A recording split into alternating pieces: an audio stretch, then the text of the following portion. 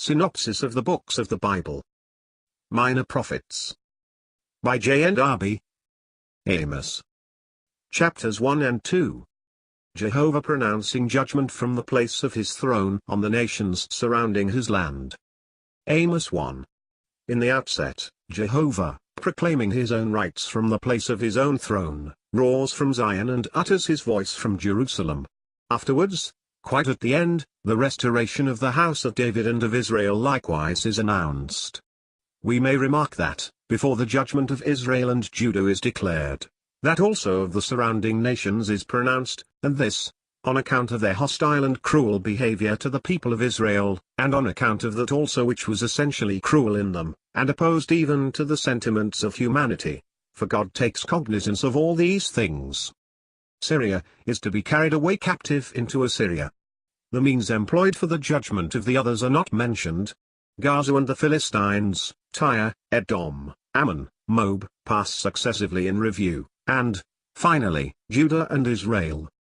God enters into much more detail with respect to the sins of his people.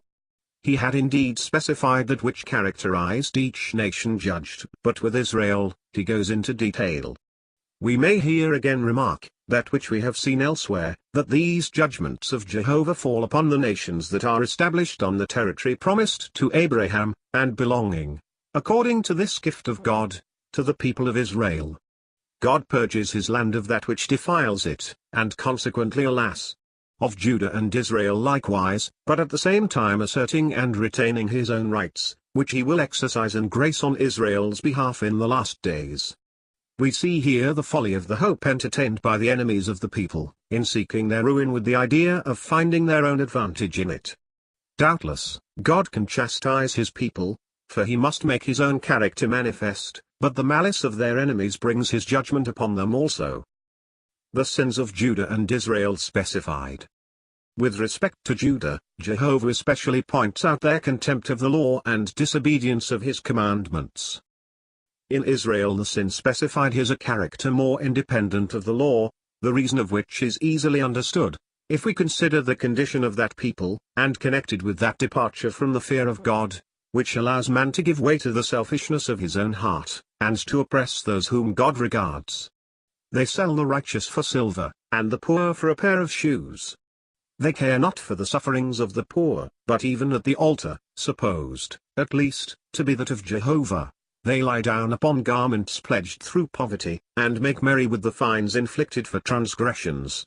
Nevertheless God had brought them up out of Egypt, had destroyed their enemies to put them in possession of their lands, and had given them the tokens of an especial relationship with himself, whether by persons set apart for himself, or by those whom he had sent as messengers to them, but they had caused the former to defile themselves, and had commanded the latter not to prophesy in the name of Jehovah.